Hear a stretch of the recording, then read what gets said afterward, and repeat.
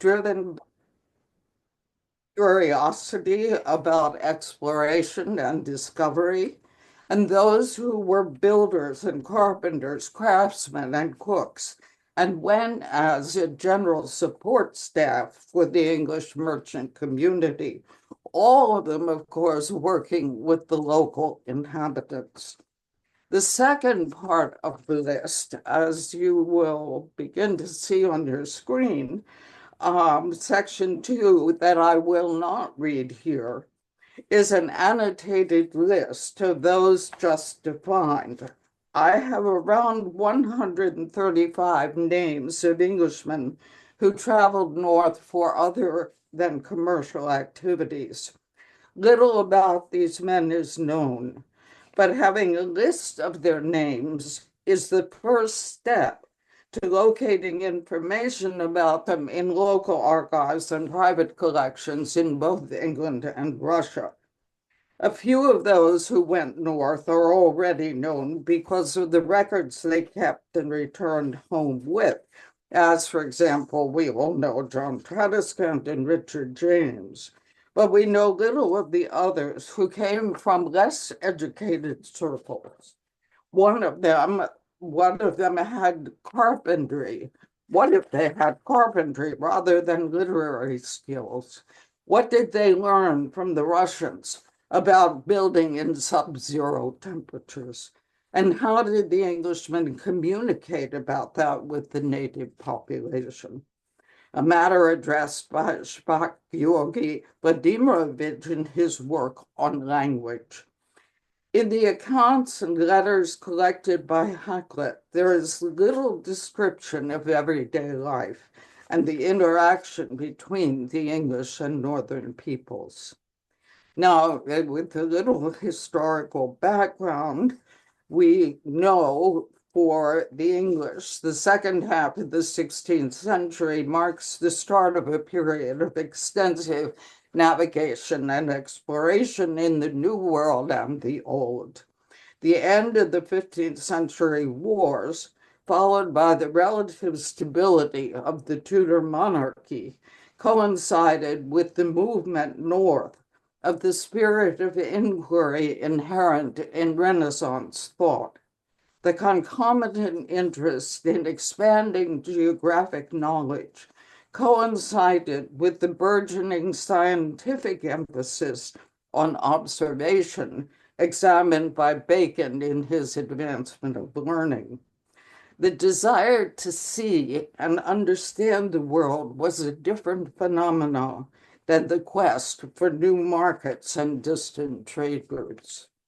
For England, the means for seeing the North came primarily through the Muscovy Company, the first northern and eastern voyages of the merchant adventurers of England, initially in search for Cathay, had brought them into northern Russia where they wintered over. On returning to England from the first voyage piloted by Richard Jansson in 1553, they changed their name and structure to become a joint stock company titled the Company of Merchants Trading to Russia, commonly known as the Russia or later the Muscovy Company. Formation as a joint stock company, wherein the majority of members were shareholders rather than themselves individual traders, is important because it may have informed and shaped the company archive, guaranteeing a high level of accountability and maintenance of financial and business records with little attention to matters of daily life or stories of the new world of flora and fauna to be seen in the north. Aside from Hakluyt's collection, then, for the other aspects of the early interaction of the English and Russians, the historian is dependent on private sources. And here it is worth considering that accounts and letters of early travelers north would have been sent back on returning Muscovy ships that reached London long before the fire of 1666 and also the fire of the banqueting house in 1619. It seems reasonable to believe then that there may be such early material in private collections and local archives. Over time, and with greater experience, the voyages themselves became more viable, increasing and strengthening English diplomatic and mercantile ties with Russia, while at the same time providing the way for scientists, biologists, cosmologists, and engineers to explore the North. The voyages themselves became a kind of laboratory for navigators, geographers, and scientists of various sorts, providing information that could inform further exploration and discovery in many areas. Although he never himself traded to Northern Russia, Robert Record's mathematical treatise, The Castle of Knowledge, for example, was written and printed in 1556 for the use of Muscovy Company navigators.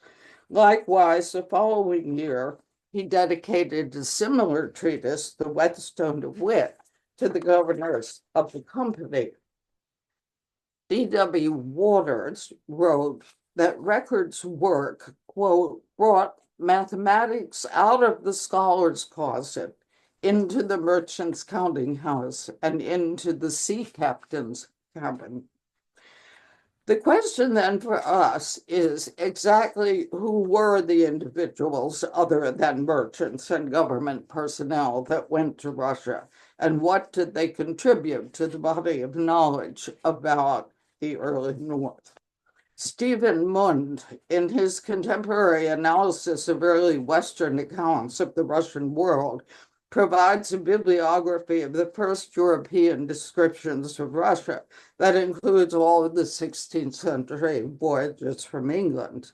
He begins his study by categorizing those who kept the records on the ships, the auteurs voyageurs, as diplomats, explorers, explorer diplomats, and merchants, and adds to that list the compagnons de voyageurs, or the anonymous companions, that no doubt refer to the often mentioned gentleman or gentlemen in Hakluyt's letters and reports.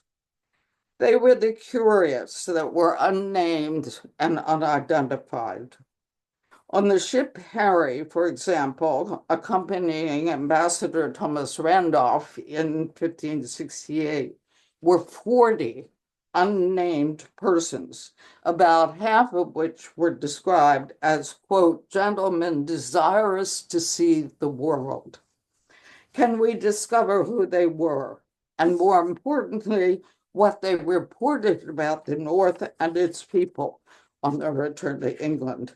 Without names, archival research is difficult, and names are important to accessing papers. Section 2 is the list of the names. Section 2 provides a rudimentary list of the names and occupations of those who went north from England in the 16th and 17th century as independent travelers of one kind or another. Included are those who were ancillary to the company's survival in building housing for the use of merchants and crews wintering over, and erecting workshops for ship repair, making ropes for sails, etc. These were the craftsmen, carpenters, and cooks who provided housing and housekeeping in a new and alien environment for the English. Who exactly they were may be to pose an unanswerable question, exacerbated by the loss of records and the fact that some of these people well may have been illiterate. Nevertheless, from references in Hakluyt's lists and various letters and accounts, we can learn the names of a few. Others may remain only numbers, as 7 apprentices or 10 young men to send abroad into the notable cities of the country for understanding and knowledge. Although the first winters in the North were generally spent on shipboard, settlements were later built on land, establishing a base for local exploration and trade with native peoples. More than 10 years after Chancellor's arrival, Ivan IV in 1569 granted permission to the English, quote, to build houses at Val de Colmagori and the seaside at Ivangord and Cherel and in other places, unquote. Who were the builders? Local Russians or craftsmen brought from England? The name William Leadsom, for example, appears in a letter as, quote, a master workman. Apparently, he was a figure in the North, but nothing else is known about his work. Did he, we might ask, for example, know how wood responds to extreme cold and summer humidity? Or did he learn about this from the Russians? Tsar Ivan IV provided the English households with a housekeeper, a Rus, who was not to buy or sell for them. In another sense, this was, to use the words of the conference organizers, an individual factor, not a commercial arrangement. And again, 17 years later, in 1586, his successor, Tsar Fyodor, confirmed that, quote, English merchants shall possess their houses and live in them, to wit, at Yaroslavl Valley de Komagori and the house at the haven at the sea, unquote, and pay no annual rent, custom, or tax. In addition, each house was to have help, quote, 2 or 3 of their own country people, strangers, or else Rus men of the meanest sort, which shall be no merchants. How did their household organization contribute to their understanding with one another? Of those that sailed on the Primrose in 1557, it is related in a letter to the Company of Merchant Adventurers that there were 7 rope makers and a skinner. The latter, quote, to be there at our charges for meat, drink, and lodging, but also to examine whether martens and minks were possibilities for future fur trade.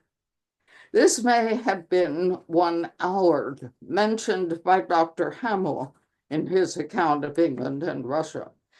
Moreover, the letter includes a note that there were also sent north with them 10 young men who are not named. Others went as company apprentices to keep accounts, some to buy and sell, and some exquisitely to be sent abroad, quote, into the notable cities of the country for understanding and knowledge. Also important to the story of cultural exchange and the transmission of general knowledge is that it worked both ways, underscoring a universal desire for greater understanding of unknown peoples and places.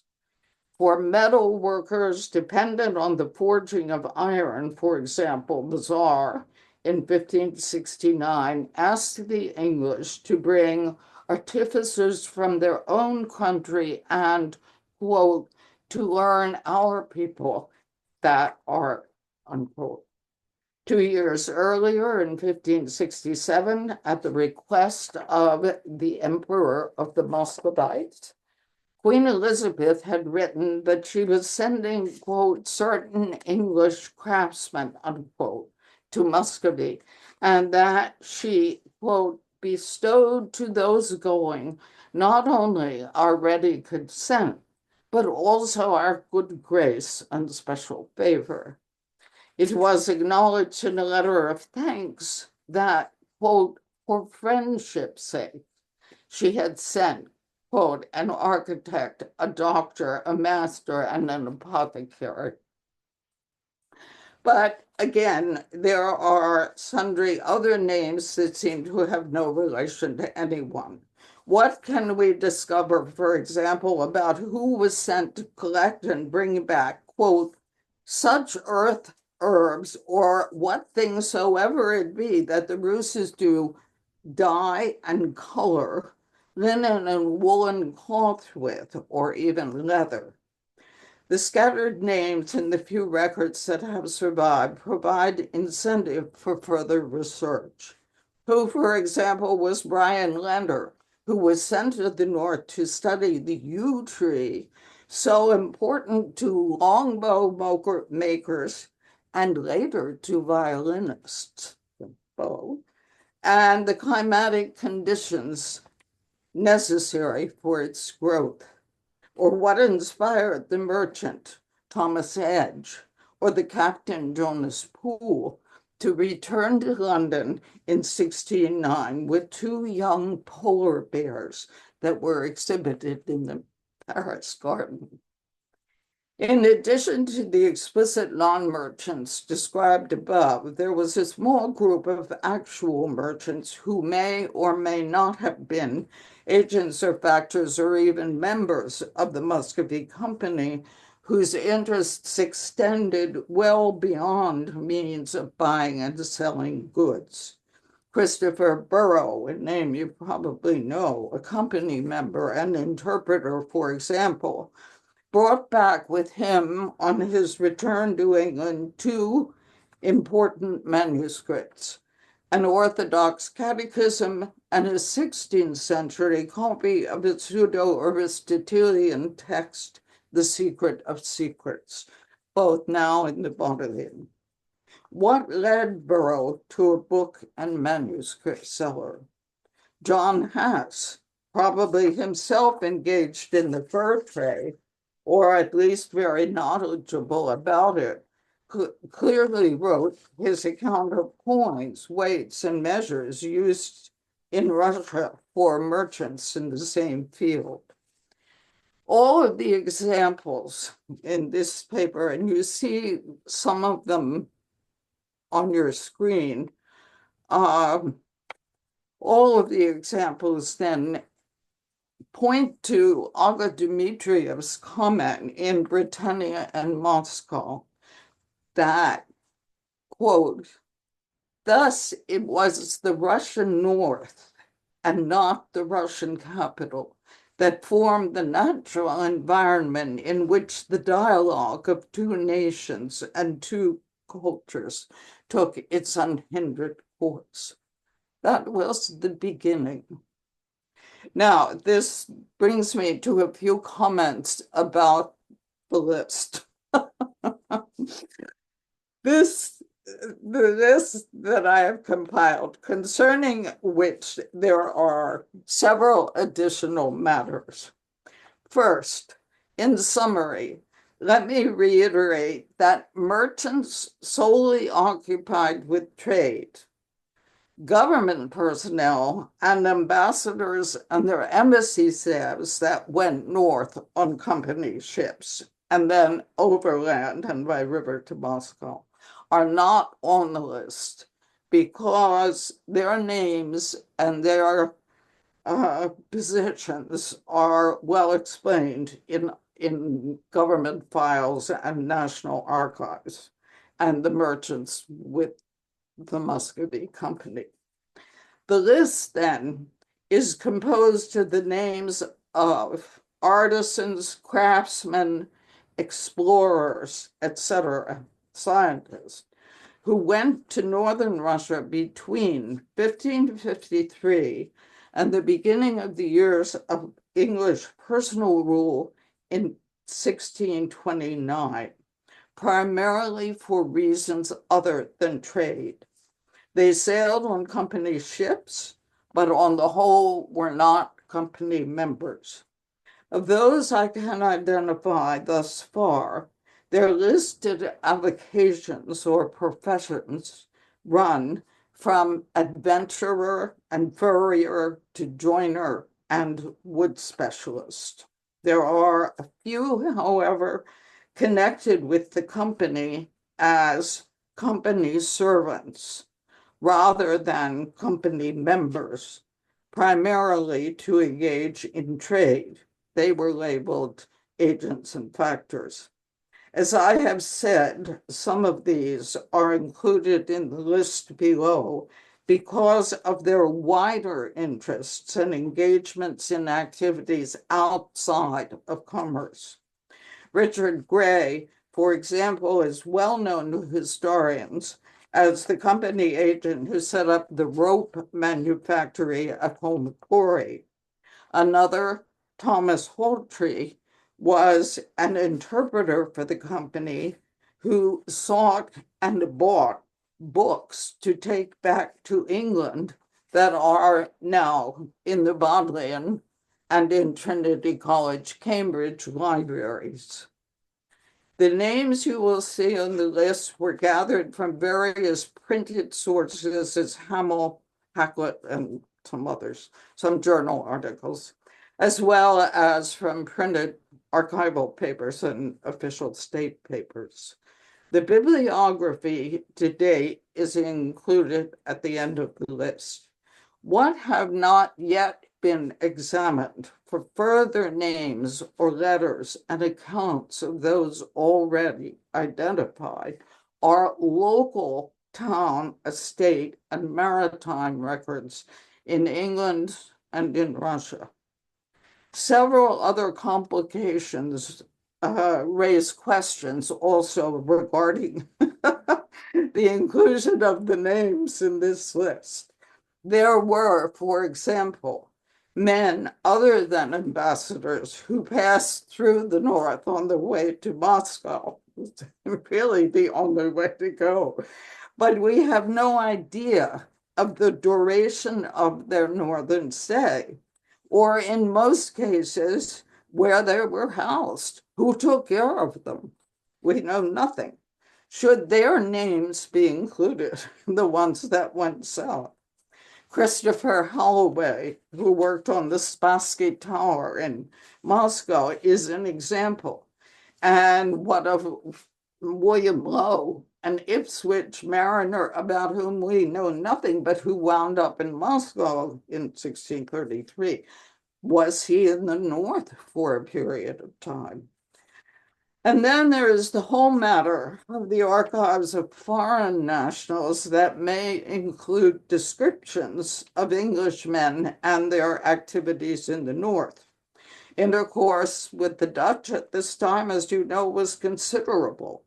In the 1570s, Italian artists and trade craftsmen were there, arrived in Dutch vessels and stayed in the Solovetsky monastery before proceeding to Moscow. Did they leave accounts of their impressions or descriptions of the places they saw? Did they in any way contribute to or learn from any aspect of the English settlements in the north? Or did they know about relations between English and Russians, one with the other? Who knows? With these questions, though, it is clear that ultimately and finally, the list should serve as a foundation for further work. It is only a beginning. And as said at the outset, it's a work in progress. It should be a work of collaboration. Having names in hand is mandatory in facilitating the search for original records, letters, local archives. And as the subject matter is somewhat international in scope and interest, I would suggest that work on the list continue as a collaborative endeavor. It is nowhere near ready for publication in any form, and certainly not on the internet. It needs correction, emendation, expansion by interested scholars in the field.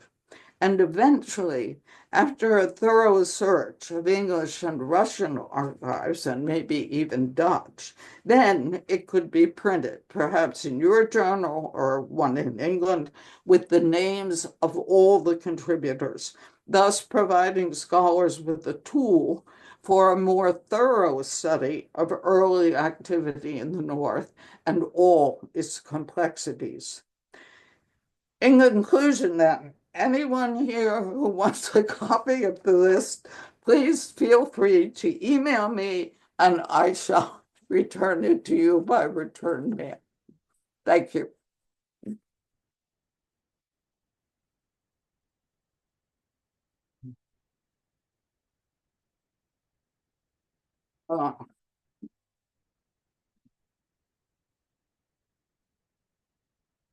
Paul, I'm not hearing anything. And the audio is on. Me? Okay. Uh, Now I hear it. Okay. Thank you very much for a very interesting talk. Just a small question, small remark. Were there many diaries made or compiled by the foreigner specialists in Russia, in Moscovia of that period? I just saw a sentence, kept a journal and described St. Nicholas Day in 1614. And did the other Englishmen or did the other foreigners during their visit in Russia, did they do such things or not? I can't answer that. I don't know. It's something you could work on to find out, but that's the kind of question. My feeling is that so much about Russia is about Moscow and the court and about the Russia Company. I'm talking about the early period. I mean, 16th to very early 17th century. But the problem is that we haven't, in the English-speaking world, had the means to examine who all these people were, because even in English, we didn't have their names. We had no idea what they had with them, what they were bringing, what they were making, a few what they were taking back. But it's very hard to know very much of anything about everyday life. Politics, yes. Embassies, yes. But who built the houses? I'm not sure that answers you, but okay. Thank you very much indeed. Yeah.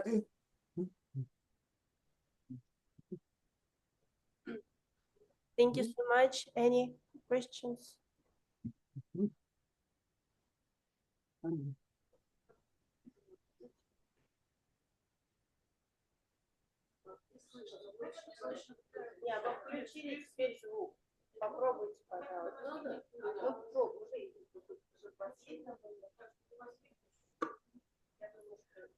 Hi, Maya. It's a great work, and it's very, very interesting. Okay, is that you? I hear a voice, but I'm not seeing the picture. That's my trans. Yeah, but Well, I again, see. problems. Doesn't matter. You can hear her voice. But it is okay, isn't it? Yes, it is. Yes.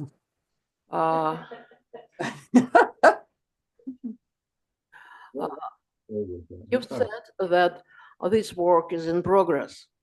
Just what are your ideas how to finish it and how to make it just maybe published or in electronic way? What can you say about it? Well, I think eventually the list should be published, but there is so much more that has to be looked at.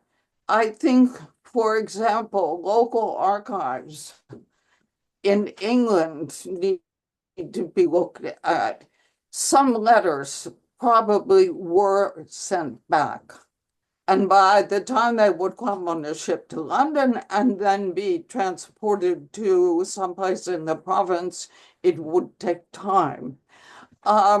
it's also true that because of the emphasis, as I said before, on the court and the company, no one has gone outside of those records. They look at Trinity House, shipping, and the company, and the stockholders of the company and its work as transport.